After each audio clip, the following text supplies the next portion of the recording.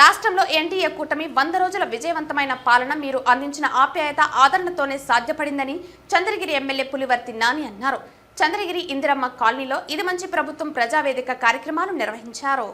చంద్రగిరి ఇందిరమ్మ కాలనీలో ఇది మంచి ప్రభుత్వం ప్రజావేదిక కార్యక్రమాలు నిర్వహించారు. గ్రామాలకు వచ్చిన ఎమ్మెల్యే నానికి మరియు అతిథులకు నాయకులు, యువత, అభిమానులు గజమాలతో స్వాగతం పలికారు. మహిళలు మంగళ హారతులు పట్టి దిష్టి తీసి తమ అభిమానాన్ని చాటుకున్నారు. ఈ సభలలో ఎమ్మెల్యే నాని ప్రసంగిస్తూ గత వైసీపీ పాలకుల నిరాధారణకు గురైన చంద్రగిరి నియోజకవర్గం ప్రస్తుతం పెద్దయిన ముఖ్యమంత్రి నారా చంద్రబాబు నాయుడు, యువ నాయకుడు మంత్రి నారా లోకేష్ల ఆధ్వర్యంలో అభివృద్ధి బాటలో పయనిస్తున్నట్లు ఆయన తెలిపారు. దీనికి విశాల దృక్పథం కలిగిన ఉప ముఖ్యమంత్రి పవన్ కళ్యాణ్ ఆదరణ కూడా కలవటం మన అదృష్టం అన్నారు. అందరి సహకారంతో ఎన్నికల సమయంలో ఇచ్చిన హామీలను నెరవేర్చడానికి త్రికరణ శుద్ధితో పనిచేస్తున్నారని అన్నారు.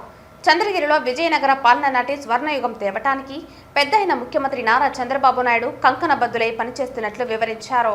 ఇన్ని విజయాలు ప్రజల అండదండలతో సాధించగలిగినట్లు తెలిపారు.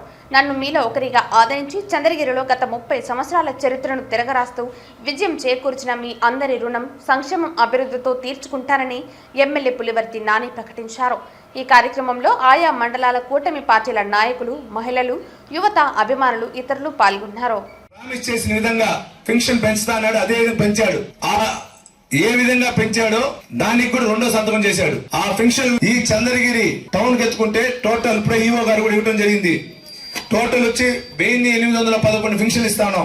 దీంట్లో వృద్ధా పెన్షన్ గానీ, వితంతు పెన్షన్ గానీ, ఈ సూపర్ 6 పథకాలు చెప్పిన విధంగా 3 పథకాలు చేశాడు. 4వ పథకంగా రేపు దీపావళికి ఇస్తాడు. మీకు గ్యాస్ సిలిండర్లు ఇంటికి 3 సిలిండర్ సంవత్సరానికి చెప్పిన విధంగా దీపావళికి ఇస్తాడు. 4వ పథకం.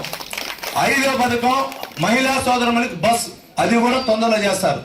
మొన్న గాని తుఫాన్ లేకుంటే 4వ లైన్ 5వ లైన్ కానీ జరిగిన దానివల్ల దాన్ని తీర్చుకుంటూ ఆయన ఈరోజు చేస్తున్నాడు.